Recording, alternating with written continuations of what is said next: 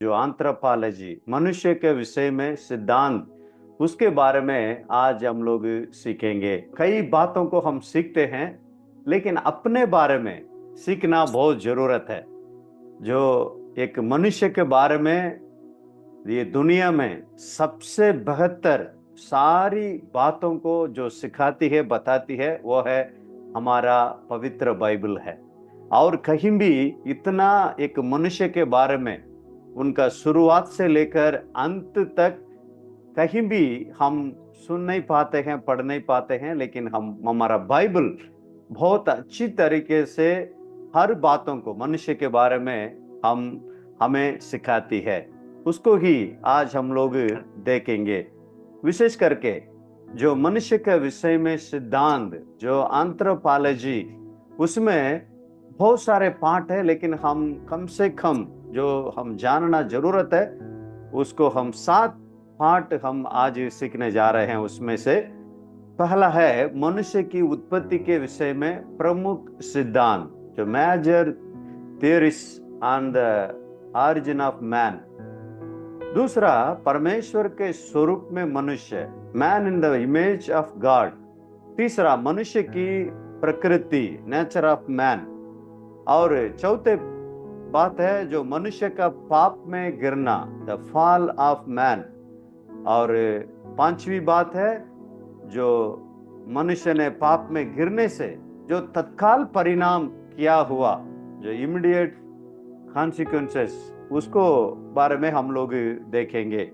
और छठवीं है जो लंबे समय के परिणाम, जो तत्काल परिणाम भी हुआ और लंबे समय का परिणाम भी हुआ है, उसके बारे में ही हम देखेंगे।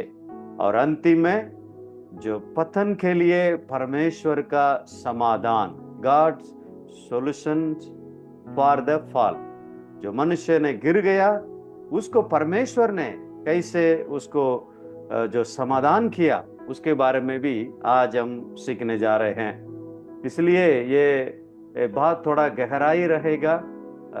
आप लोगों में से कई लोग ये सुने नहीं होंगे, लेकिन हम अच्छी तरह हम सुनेंगे। और बाद में भी जो कल या परसों हमारे YouTube चैनल में भी आएगा, उसमें भी आप लोग देखने के लिए प्रयास कीजिएगा, ताकि अच्छी तरह जो एंथ्रोपोलॉजी को हम अच्छी तरह हम समझ सके।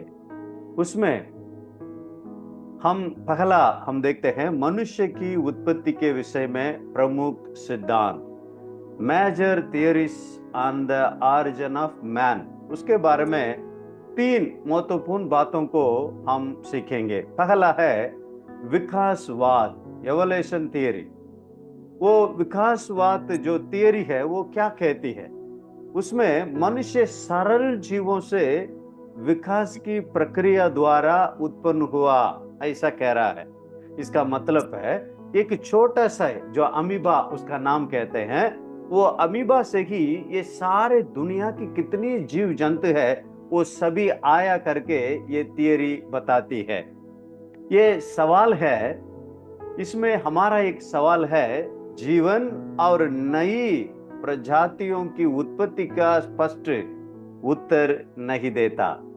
हम प्रियो, ये जो विकासवाद थियरी कहती है, जो एक छोटी सी जो जीव से ये सारे दुनिया में सारे जीव आ गया करके बताते हैं, लेकिन सवाल ये है ये छोटे से जीव कहाँ आया, उसके बारे में ये विकासवाद जो थियरी में, एवोल्यूशन थियरी में, वो उसका उत्तर नहीं है। जो एक अनुमान आधारित सिद्धांत है, जो अनुमान करते हैं, हाँ हो सकता है एक छोटे से जो एक जीव से ये इतना पूरा जीव आया करके, एक अनुमान है वो। इसलिए वो विकासवाद थियरी ऐसा कह रही है। दूसरा, जो ईश्वरवादी विकासवाद, जो थियोस्टिक एवोल्यूशन, ये क्या कह रही है? ये ऐसा कह रही है, हाँ हाँ हाँ, जो कैसे कह रहे हैं वैसे ही हुआ, एवोल्यूशन थियरी कैसे कह रही है वैसे ही हुआ, इसका मतलब है। लेकिन उसको परमेश्वर ने किया है करके वो बताती है। परमेश्वर ने विकास की प्रक्रिया का उपयोग किया, ऐसा करके बताते हैं। इसका मतलब है जो पहला जो विकासवाद जो बात है उसको ये ग्रहण कर रहे हैं, हाँ ऐसा ही है, लेकिन उसको परमेश्वर बनाया, ऐसा ये कह रहे हैं। निम्न जीवों से उच्च जीव विकसित हुआ, एक छोटे से जो जीव से बड़े जीव तक बढ़ते गया करके ये जो ईश्वरवाद विकासवाद कहती है। लेकिन प्रियो, ये बाइबल का जो मेल नहीं खाता है। कैसे मेल नहीं खाता है? जो मनुष्य को परमेश्वर ने बनाया, ऐसा करके ही उत्पत्ति पहला अध्याय 26 और 27 में हम देखते हैं। तीसरा एक और बात है, वो है ईश्वरवादी सृष्टिवाद। ये क्या है? थियोस्टिक क्रिएशन। ये जो कहती है परमेश्वर सभी जीवों की सृष्टि करता है। हाँ प्रियो, ये परमेश्वर ही ये जो सारे जो सृष्टि को किया है करके ये ईश्वरवादी सृष्टिवाद कहती है। उसमें प्रत्येक जीव को उसकी जाति के अनुसार बनाया करके बताती है। और तीसरा, मनुष्य को अपने स्वरूप में परमेश्वर ने बनाया करके ये बताती है। हाँ प्रियो, आदम को भूमि की मिट्टी से और हवा को आदम की पसली के हड्डी से परमेश्वर ने बनाया। सभी जीव परमेश्वर की सामर्थ्य से सृजे गए हैं। ऐसा ही ये जो थियोस्टिक क्रिएशन कहते हैं, जो ईश्वरवादी सृष्टिवाद, इसका जो यही कहती है।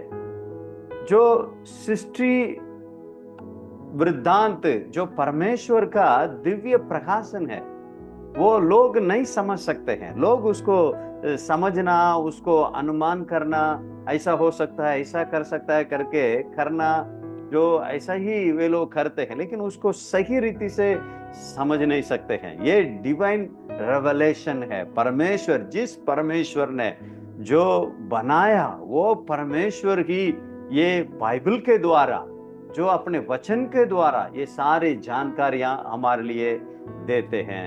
मनुष्य की बुद्धि और नैतिकता और भाषा और आत्मिक क्षमता उसकी विशिष्ट रचना को दर्शाती है। हाँ प्रियो, सबसे बेहतर, सबसे बहुत ऊंचा जो बात है वो है जो परमेश्वर ने मनुष्य को जो बनाया है, वो ही सबसे श्रेष्ठ बात है। हाँ प्रियो, ये ईश्वरवादी जो सृष्टिवाद है, जो थियोस्टिक क्रिएशन है, वो जो बाइबल की बातों को वो बताती है। हाँ प्रियो, ये इसलिए हम जानना जरूरत है। लोग भिन्न भिन्न तरीके से कह रहे हैं। कोई कह रहे हैं हम छोटे से जीवों से जो बढ़ता गया हम आ गया कर रहे हैं। कोई कह रहे हैं हम बंदर से आ रहे हैं। नहीं प्रियो, नहीं, परमेश्वर ने हमें बनाया, यही ये जो ईश्वरवादी सृष्टिवाद कहती है। और हम देखते हैं दूसरी बात है, परमेश्वर के स्वरूप में मनुष्य, जो man in the image of God. परमेश्वर क्यों जो मनुष्य सृष्टि की सर्वोच्च रचना करके हम कहते हैं, इसलिए कहते हैं जो परमेश्वर मनुष्य के अपने स्वरूप में बनाया है। उत्पत्ति पहला अध्याय उसका 26 और 27 वचन में हम देखते हैं, परमेश्वर ने मनुष्य को अपने स्वरूप और समानता में बनाया करके बाइबल में लिखा है। हाँ प्रियो, इसलिए हम सर्वोच्च है। सारे रचना, जो जानवर को बनाया, पक्षियों को बनाया, रेंगने वालों को बनाया, उड़ने वालों को बनाया, ये पूरा जीव जंतु से सर्वोच्च है। हम मनुष्य है, इसलिए हम सर्वोच्च है। हमें परमेश्वर अपने स्वरूप में और अपना समानता में बनाया है। कैसे बनाया? उसमें इसलिए हम एक भिन्नता को हम देखते हैं। मनुष्य में बुद्धि और नैतिकता और आत्मिक चेतना के कारण अन्य प्राणियों से भिन्न है। हम प्रिय, ये पूरा जो ये सारी बातें सारे और कुछ जानवर में नहीं पाया जाता है, केवल जो मनुष्य में ही पाया जाता है। इसलिए ही कहते हैं मनुष्य सृष्टि की सर्वोच्च रचना है करके हम बताते हैं।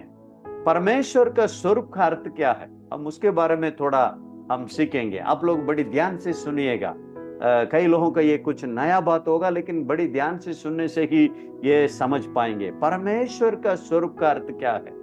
मनुष्यों को बुद्धि और भावनाएं और इच्छा शक्ति और नैतिक चेतना और आत्मिक स्वभाव मिला है, इसको ही हम कहते हैं। जो और ये परमेश्वर के साथ जो संबंध स्थापित कर सकता है।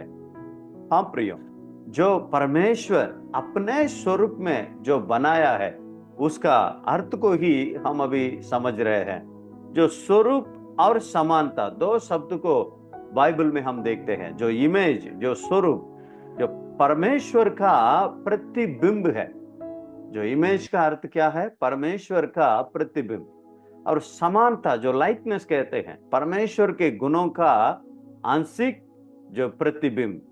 मनुष्य परमेश्वर के समान नहीं, परंतु उसके गुणों को प्रतिबिंबित करता है। इसको हम समझना है। इसका मतलब ये नहीं है हम और परमेश्वर समान है, ऐसा नहीं है। परमेश्वर वो परमेश्वर है।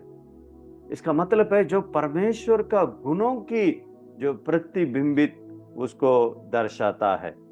जो परमेश्वर के स्वरूप का वास्तविक अर्थ, उसको हम देखेंगे शारीरिक रूप नहीं, क्योंकि परमेश्वर आत्मा है।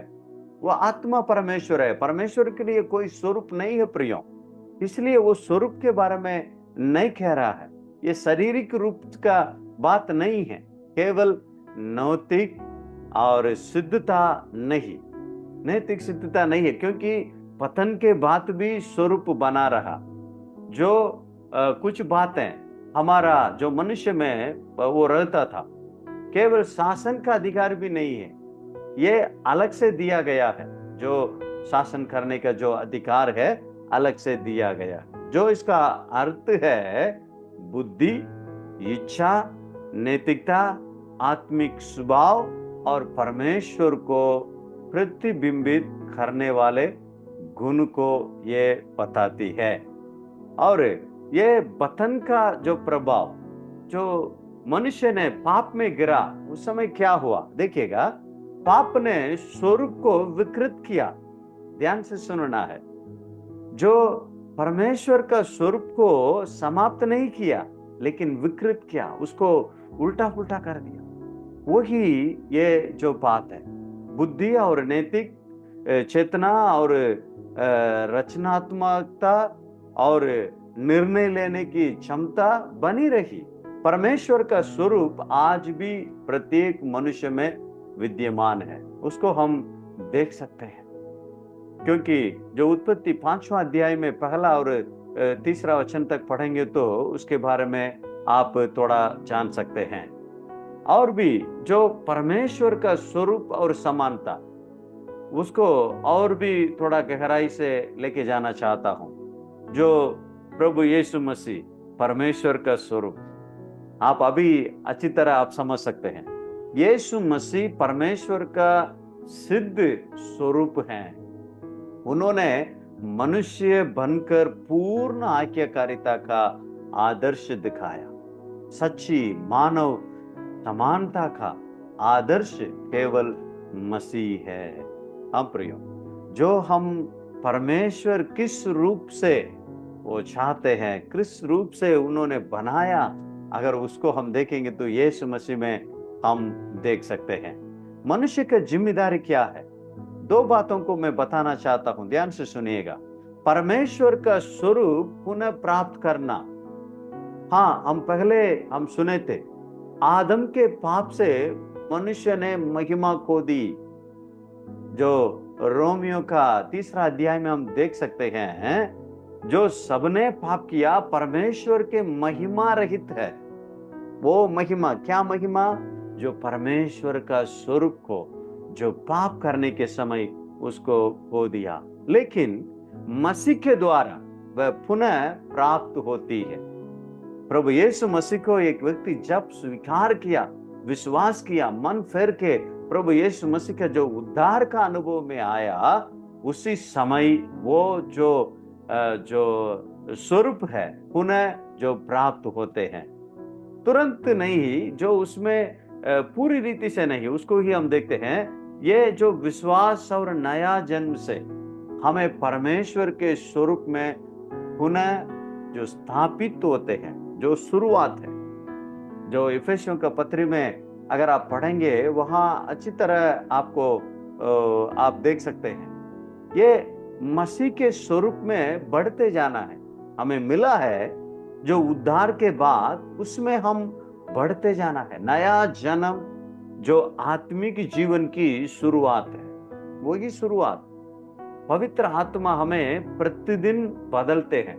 दूसरा कुरिन्थियों उसका 3 का और 18 वचन में आप देखेंगे, जो महिमा से महिमा, महिमा में महिमा, ऐसा जो जो प्रभु यीशु मसीह का स्वरूप को हम जब उद्धार पाने के समय पाए, उसमें हम महिमा से महिमा, महिमा में महिमा करके दिन प्रतिदिन उसमें जो पवित्र आत्मा हमारे संग रहकर जो यीशु मसीह का जो स्वरूप है उसमें हमें बढ़ाते हैं। वो पवित्र आत्मा का जो काम है करके हम जो दूसरा कुरिन्थियों 3 का 18 में हम देखते हैं। लेकिन मसीह के आगमन पर हम पूर्ण उनके समान होंगे। हम प्रियो, ये अभी हम धीरे धीरे धीरे धीरे धीरे धीरे थोड़ा से थोड़ा और महिमा से महिमा, महिमा में महिमा, ऐसा हम बढ़ते जा रहे हैं। जब यीशु मसीह का आगमन आएगा उस समय हम पूरी रीति से हम प्रभु यीशु मसीह के वो स्वरूप में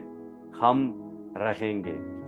पहला जो यूहन्ना 3 अध्याय में जो 3 या 4 वचन में ये बातों को हम देख सकते हैं। हाँ, अभी हम परमेश्वर के बच्चे करके हम है, लेकिन आगे क्या होगा मालूम नहीं। लेकिन प्रभु जो आगमन में हम उनके समान रहेंगे करके वहां हम देखते हैं। और इसका जो मैं कुल मिल के जो अभी तक हमने सीखा है उसको मैं संक्षेप में मैं बताना चाहता हूँ। वो है जो सृष्टि परमेश्वर के स्वरूप में बनाए गए हैं। हम लोगों को परमेश्वर अपने स्वरूप में बनाया, लेकिन पाप से स्वरूप विकृत हुआ। जो जब पाप में गिरा, पाप मनुष्य के जीवन में आया, उस समय जो स्वरूप विकृत हुआ और उद्धार मसीह के द्वारा पुनः स्थापित हुआ है। जो उद्धार जब पाए थे वो यीशु मसीह के द्वारा पुनः उसको स्थापित किया और परिपूर्णता दूसरे आगमन पर पूर्ण समानता में हम लोग रहेंगे। हालेलुया। इसलिए ही हम धन्यवाद करना है। क्यों धन्यवाद करना है? परमेश्वर ने हमें अपने स्वरूप में बनाया है। हाँ प्रियो, कितनी बड़ी बात है, बहुत श्रेष्ठ बात है प्रियो। परमेश्वर के समान हमें बनाया है, पृथ्वी पर अधिकार और सेवा की जिम्मेदारी दिया, मसीह के द्वारा खोए हुए महिमा को लौटाया। हाँ, हम परमेश्वर ने बनाया, लेकिन हम अपने पाप के कारण उसको खो दिया। फिर भी यीशु मसीह को भेजकर वो जो महिमा को, वो जो स्वरूप को जो परमेश्वर ने हमें लौटाई, इसलिए प्रभु के लिए हम धन्यवाद देना है। हम परमेश्वर के प्रति आभारी रहना है, धन्यवादी हृदय के साथ हम जीना है प्रियो। क्योंकि हम जो सारे दुनिया में हमें ही जो श्रेष्ठ बनाया, अपने स्वरूप में, अपने समानता में परमेश्वर बनाया, उसके लिए हम परमेश्वर के लिए हम धन्यवाद देना जरूरत है। और हम देखते हैं, और जो मनुष्य की प्रकृति, ये और एक और नेचर ऑफ मैन, जो मनुष्य का 3 पहलू है। पहला है आत्मा, जो स्पिरिट कहते हैं। ये परमेश्वर का जीवन या श्वास जब डाला उसके द्वारा बनाया करके कह रहे हैं, जो स्पिरिट कहते हैं, आत्मा। दूसरा, मनुष्य में एक और पहलू है प्राण, जो जीवात्मा कहते हैं, सोल। यही जीवित प्राणी है, यही सच्चा मनुष्य है। और तीसरा शरीर, जो बॉडी, मिट्टी से बनाया गया। ध्यान से सुनिएगा, ये तीनों के बारे में और थोड़ा विस्तार से हम देखेंगे। मनुष्य की आत्मा, जब स्पिरिट ऑफ मैन देखिएगा, परमेश्वर को जानने और संगति रखने का माध्यम है। हालेलुया। जो स्पिरिट जो हम लोग देखते हैं, हर एक मनुष्य में ये 3 भाग है, आत्मा, प्राण और शरीर, शरीर को ही देख पाते हैं, लेकिन आत्मा और प्राण अंदर है। ये आत्मा का उद्देश्य क्या है? आत्मा का उद्देश्य ये है परमेश्वर को जानना और संगति रखने के लिए दिया हुआ है। हाँ प्रिय भाइयों बहनों, ये आत्मा नहीं तो हम परमेश्वर के साथ संगति नहीं कर सकते। जब पाप के कारण परमेश्वर से संबंध टूट गया, इफिसियों उसका 2 अध्याय में जो पहला वचन में, जो पाप और अपराध के कारण तुम मरे हुए थे, तुम्हें जिंदा किया करके वहां लिखा है। क्या जिंदा हुआ? हाँ प्रियो, जो पाप और अपराध के कारण जो हमारा आत्मा मरा हुआ था, परमेश्वर के साथ हमारा संबंध टूट गया, लेकिन हम विश्वास करने के समय प्रभु यीशु मसीह का बलिदान के ऊपर विश्वास करके जो धनी, वो जो दया का धनी परमेश्वर हमारे ऊपर जो अपना अनुग्रह को दिखाया, हम उद्धार पाया, उस समय जो पुनः वो जो स्पिरिट, जो आत्मा है, वो जिंदा हुआ। नया जन्म उस संबंध को पुनः स्थापित करता है। जो व्यक्ति प्रभु यीशु मसीह को अपना उद्धारकर्ता के रूप में जो स्वीकार किए हैं, उनका हर एक जो आत्मा है वो जिंदा है। हालेलुया। परमेश्वर ने उसको जीवित किया है। वो क्यों जीवित कर रहे हैं? पाप के कारण मरा था, लेकिन अभी जीवित कर रहे हैं, इसलिए परमेश्वर के साथ एक संगति करने के लिए पवित्र आत्मा हमारे आत्मा के साथ गवाही देते हैं। जो मृत्यु पर आत्मा परमेश्वर के पास लौट जाती है। सबों से उपदेशक उसका 12 का 7 में हम देखते हैं, जो आत्मा है इसलिए दिया गया परमेश्वर के साथ एक संगति। हम जब मर जाते हैं, जो आत्मा जो परमेश्वर के पास जो चले जाती है, उसका जो देने का उद्देश्य है प्रियो, जो परमेश्वर के साथ संबंध रखना और उनकी महिमा के लिए जीवन जीने के लिए आत्मा और सच्चाई से आराधना करके, जो वचन में लिखा है आत्मा के संग हम आराधना करना, ऐसा भी लिखा है प्रियो। इसलिए ये जो मनुष्य का आत्मा, दूसरा है मनुष्य का प्राण, जो द सोल ऑफ मैन, जो सोल, ये ही सच्चा मनुष्य है। जो प्राण मनुष्य का आंतरिक और अमर भाग है, कभी मरता नहीं है। जो प्राण है कभी नहीं मरता, वो ही सच्चा मनुष्य है। इसलिए सच्चा मनुष्य है ये विचार, भावनाओं, इच्छाओं और निर्णयों का केंद्र है। क्या केंद्र है? ये प्राण। परमेश्वर चाहता है कि हमारा प्राण उसके वचन और पवित्र आत्मा के द्वारा परिवर्तित हो। क्या चुनना है, क्या करना है, क्या ना करना है, जो हमारा विचार, जो हमारा इच्छा, जो हमारा निर्णय, हमारा भावना, ये पूरा ये प्राण में ही होती है प्रियो। इसलिए ही जो पवित्र आत्मा जब हमारे आत्मा के साथ जुड़े रहकर ये प्राण को और भी जो परमेश्वर के जो पवित्रता में, परमेश्वर के संगति में, परमेश्वर के वचन के अनुसार चलने के लिए वो आत्मा के द्वारा ये प्राण को जो अगुवाई करते हैं, शरीर और आत्मा के बीच संबंध स्थापित करता है। इस साइड शरीर है, इस साइड आत्मा है, जो बीच में प्राण है। जो कभी कभी शरीर अपना इच्छा को पूरा करने के लिए ये प्राण को खींचती है। अगर ये जो शरीर की जो खींचातानी में ही हम चलते रहेंगे, वो हमें नाश के ओर, नरक के ओर लेके जाएगा। लेकिन जो आत्मा, वो भी पवित्र आत्मा, जो आत्मा के साथ रहकर हमारा प्राण को अच्छे रास्ते में, प्रभु को संगति में, प्रभु के वचन में, प्रभु का आज्ञाकारिता में, पवित्र आत्मा का ये बातों में ऐसा खींचते रहती है। हमारा प्राण बहुत महत्वपूर्ण है। ये प्राण ही स्वर्ग या नरक जाने का जो भाग जो जाएगी। इसलिए ही हम कहते हैं हमारा प्राण बहुत महत्वपूर्ण है, वो कभी मिटता नहीं है, वो अमर है। शरीर और जो प्राण जो उद्धार या न्याय भाग बनता है। हम प्रियो, इसलिए मैं बोला ये जो स्वर्ग या नरक क्या जाए, ये हमारा प्राण, ये ही सच्चा मनुष्य है। तीसरा है मनुष्य का शरीर, द बॉडी ऑफ मैन। मिट्टी से बना, परमेश्वर ने मिट्टी से बनाया, जो मृत्यु के बाद मिट्टी में ही वो लौट जाता है, क्योंकि परमेश्वर मिट्टी से ही बनाया।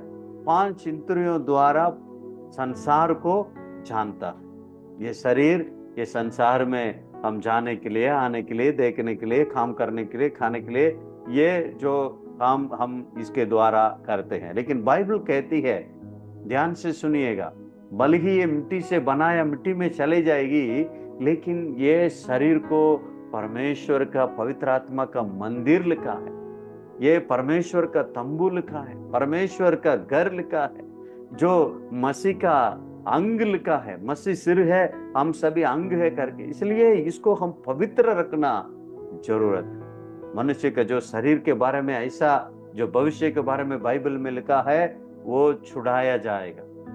रोमी 8:23 में पुनर्जीवित किया जाएगा। वो शरीर को परमेश्वर जो उठाएंगे, पुनर्जीवित करेंगे और बदल दिया जाएगा। अगर हम जिंदा है, हमारा शरीर को परमेश्वर बदल देंगे, एक महिमामय जो शरीर के जैसा हमें बनाएंगे, क्योंकि ये शरीर जो मांस और लहू है, ये स्वर्ग राज्य को वो प्रवेश नहीं करेगा। अभी हम देखेंगे मनुष्य का पाप में गिरना। आदम और हवा के बारे में हम देखते हैं, जो पहला मनुष्य था, परमेश्वर ने उन्हें स्वतंत्र इच्छा दी। हाँ, ये एक रोबो जैसा नहीं रखा, एक रिमोट कंट्रोल से नहीं चलाया, वो स्वतंत्र इच्छा दिया, जो फ्री विल कहते हैं। वो देने के कारण जो भले अब वो चुन सकते हैं हम, वैसा ही ये भी रहा। भले या बुरे ज्ञान का वृक्ष का फल खाने से परमेश्वर मना किया, लेकिन शैतान ने बहका दिया। उसके कारण परमेश्वर का आज्ञा को आदम और हवा ने उल्लंघन किया, हवा ने, इसलिए वो पाप में गिर गया। हाँ प्रियो, ये पाप के परिणाम क्या हुआ? पाप और मृत्यु संसार में प्रवेश कर गए। उसके पहले जो पाप नहीं था, उसके पहले जो मृत्यु नहीं था, लेकिन ये जो गिरने के कारण, जो पाप में आदम और हवा ने गिरा, उसके कारण ये दोनों आ गया और ये पापी स्वभाव पूरा मानव जाति में फैल गया। हाँ प्रियो, आदम और हवा के द्वारा, इसे जो आदिम पाप कहते हैं, जो ओरिजिनल सिन, इसलिए कि बाइबल कहती है सबने पाप किया। ये आदम और हवा के द्वारा की सारी दुनिया आया है प्रियो। आप कोई भी धर्म के हो, कोई भी जाति के हो, कोई भी भाषा बोलने वाला हो, काला हो, कोरा हो, सबने पाप किया। सबने परमेश्वर महिमा रहित है करके लिखा है। इसलिए सबने पाप के कारण क्या है? जो आदम और हवा का जो ओरिजिनल सिन हमारे अंदर, हम कुछ करें ना करें, लेकिन हमारा स्वभाव में ही वो पाप है। हम पांचवा बात को हम देखेंगे, पतन के तत्काल परिणाम, इमीडिएट कॉन्सिक्वेंसेस क्या हुआ है। तुरंत जो पाप में गिरने के तुरंत क्या उनका जीवन में हुआ और बाद में क्या हुआ, उसको हम जल्दी ही देखेंगे, फिर हम समाप्त कर देंगे।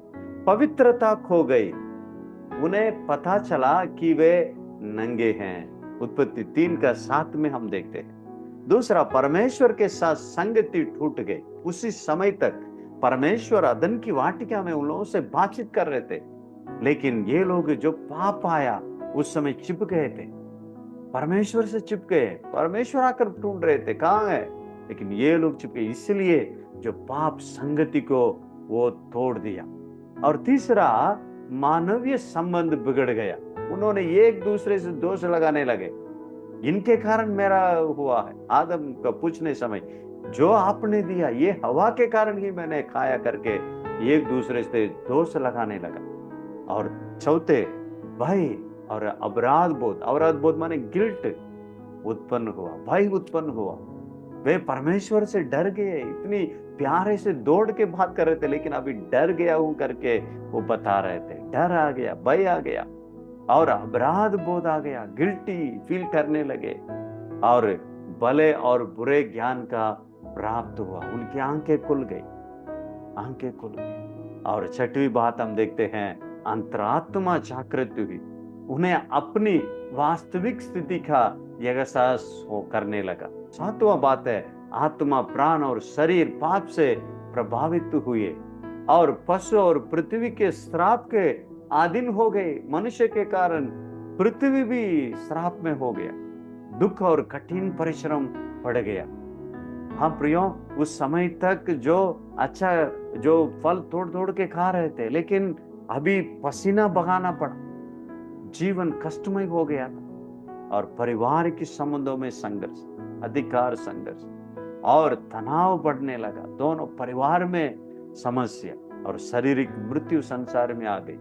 उस समय तक मृत्यु का बात है नहीं था, लेकिन पाप वो मृत्यु को लेके आया और जीवन के वृक्ष का तक पहुंचने का अधिकार छीन गया। परमेश्वर अदन की वाटिका से ही उनके तुरंत उन्होंने बाहर कर दिया। और दूसरा, पतन का जो लंबे समय का परिणाम, वे लोग जो पाप में गिरने से लंबे परिणाम क्या हुआ? मनुष्य परमेश्वर से अलग हो गया और पाप और मृत्यु संपूर्ण मानव जाति में प्रवेश कर गई। हाँ, आदम और हवा ने पाप किया, गलती किया, लेकिन पूरा मानव जाति में जो पाप और मृत्यु का हो गया और सभी मनुष्य ने आदम का जो पाप स्वभाव विरासत में आ गया। हम प्रियो, और सभी मनुष्य पापी बन गए और दंड के योग्य ठहरे। सभी ने पाप किया, यही मैं बोला, सभी ने पाप किया करके बाइबल में लिखा है। आत्मिक मृत्यु आ गई। हाँ, जो आत्मा जो मर गया था पाप के कारण, ये जो सारे जीवन में भी यही है। इसलिए कि आप जो मसीह परिवार में जन्म हुए होंगे, चर्च जा रहे होंगे, लेकिन उद्धार का अनुभव जरूरत है। यीशु मसीह के ऊपर विश्वास करना जरूरत है। यीशु मसीह के बलिदान के ऊपर विश्वास करना जरूरत है प्रियो। यही जो बात जो बाइबल बताती है। और पाप की मजदूरी जो मृत्यु ठहरी, पाप की मजदूरी तो मृत्यु है, ऐसा करके हम देखते हैं। और परमेश्वर का न्याय और अनंत दंड का भागी बना और वह शैतान की दासता के अधीन हो गई। शैतान का गुलाम बन गया, क्योंकि हमारा जीवन में पाप है तो शैतान का गुलाम है। जो मनुष्य का मन, हृदय, विवेक और आत्मा पाप से भ्रष्ट हो गए और संसार में हिस्सा, अन्याय और चारित्रिक पतन बढ़ गया। पूरा मानव जाति में ये हो गया था। लेकिन प्रियो, परमेश्वर ऐसा ही हमें नहीं छोड़ा। हम अंतिम बात को हम देखेंगे, जो पतन के लिए परमेश्वर का समाधान, जो God solution for the fall, जो मनुष्य के उद्धार के लिए परमेश्वर ने अपना एकलौता पुत्र यीशु मसीह को इस संसार में भेजा। यीशु ने निष्पाप जीवन बिताया और मनुष्यों के पापों के लिए कलवरी के क्रूस पर स्वयं को उद्धार का मूल्य के रूप में अर्पित कर दिया। अपने जो निर्दोष और निर्मल, जो पवित्र लहू को बहाया, अपना जीवन दिया प्रियो। कारण जो पाप का जो दंड है, जो पाप को दूर करने के लिए, जो पाप की बातों से हमें छुड़ाने के लिए, उद्धार देने के लिए, स्वर्ग लेके जाने के लिए, जो पाप के कारण क्या क्या बात हुआ है उसमें से हमें छुड़ाने के लिए अपने आप को प्रभु यीशु मसीह अर्पित किया है, कुर्बान हुए हैं, बलिदान हुए हैं। उनकी मृत्यु और पुनरुत्थान के द्वारा पाप का दंड पूरी तरह चुका दिया गया। पाप का जो दंड है यीशु मसीह क्रूस पर उठा लिया। आदम और मसीह का एक तुलना देखिएगा। आदम में पाप संसार में आया, मसीह में उद्धार प्राप्त होता है। आदम के द्वारा मृत्यु आई, यीशु मसीह के द्वारा अनंत जीवन मिलता है। आदम में जो परमेश्वर से अलगाव होने लगा, लेकिन मसीह, यीशु मसीह के द्वारा परमेश्वर से मेल मिलाप होता है। आदम के द्वारा मनुष्य विनाश की अधीन हुआ, लेकिन यीशु मसीह के द्वारा मनुष्य नया सृष्टि बनता है। आदम के द्वारा श्राप और दंड आया, लेकिन यीशु मसीह के द्वारा छुटकारा और आशीष आया। हालेलुया। परमेश्वर प्रभु यीशु मसीह के द्वारा इतनी बड़ी बातों को हमारा मनुष्य के लिए उन्होंने किया है। परमेश्वर के समाधान की जो परिणाम है, पहले रिडेम्पशन, छुटकारा मिला है। यीशु मसीह का बहुमूल्य लहू के द्वारा उद्धार, जो विश्वास और अनुग्रह से हम प्राप्त करते हैं, कर्मों से नहीं प्रियो, अनुग्रह से। प्रभु यीशु मसीह के ऊपर विश्वास रखने से, अनुग्रह से हमारा उद्धार हुआ, छुटकारा हुआ। दूसरा, नई सृष्टि, एक न्यू क्रिएशन। विश्वासी नया जन्म पाकर परमेश्वर की संतान हो गया और मसीह में नई सृष्टि हो जाता है, यीशु मसीह के द्वारा, यीशु मसीह के बलिदान के द्वारा प्रयोग। और महिमामय भविष्य, ग्लोरियस फ्यूचर, जो मसीह अपने लोगों के लिए स्थान तैयार कर रहे हैं। और स्वर्ग में ना पाप, ना शोक, ना पीड़ा, ना मृत्यु होगी। ऐसी जगह में हमें लेने के लिए प्रभु यीशु मसीह आएंगे। विश्वासी सदा परमेश्वर के साथ रहेंगे और उनके साथ राज्य करेंगे। हालेलुया। हाँ प्रिय, यीशु मसीह भले ही मनुष्य को अपने स्वरूप में बनाया, लेकिन अपना स्वरूप को खो दिया, वो पाप में गिर गया, फिर भी परमेश्वर उनको नहीं छोड़ा। पुनः अपना जीवन देकर, अपना लहू बहाकर एक छुटकारा, एक नया सृष्टि, एक महिमामय भविष्य को प्रभु यीशु मसीह के द्वारा हमारे लिए मिला है। हम कितना धन्य लोग हैं, उसके लिए हम प्रभु के लिए धन्यवाद देना जरूरत है। हम प्रियो, हमारा जीवन में जो मनुष्य के सिद्धांत को हम पढ़ रहे हैं, परमेश्वर सुंदर तरीके से मैं अपने हाथों से बनाकर अपना श्वास को डाला, अपना स्वरूप में, अपना समानता में बनाया, लेकिन पाप करके हम उसको खो दिया। पुनः अपना यीशु मसीह के द्वारा उस स्वरूप को परमेश्वर हमारे लिए दे रहे। एक बात को पूछ के मैं प्रार्थना करना चाहता हूं, क्या हम वो यीशु मसीह का स्वरूप में बढ़ रहे हैं? यीशु मसीह का गुण हमारे अंदर है? यीशु मसीह के समान प्रेम, जो धीरज, जो दीन और नम्रता, ये जो चीजें, जो सारे चीजें, जो पवित्रता, ये पूरा हमारा जीवन में है? हम ये संध्या के समय, ये रात के समय हम अपने आप को जांचें, क्योंकि प्रभु यीशु मसीह अपना जान देकर, अपना लहू देकर हमें खरीदा है। हम स्वर्ग जाना ही हमारा उद्देश्य, ऐसा नहीं है प्रियो। उसके पहले यीशु मसीह के समान हम बनना है, यीशु मसीह के स्वरूप में हम दिन प्रतिदिन बदलना है। वो पवित्र आत्मा का सामर्थ्य पाकर महिमा से महिमा, महिमा में महिमा होकर हम यीशु मसीह के समान बनने के लिए, हमारा निशाना वही है, हमारा गोल वही है। हम उसके ओर हम दौड़ें, हम और भी प्रभु यीशु मसीह के समान ये संसार में हम जीने के लिए प्रयास करें। ऐसा ही प्रभु हम सबको आशीष करें। धन्यवाद।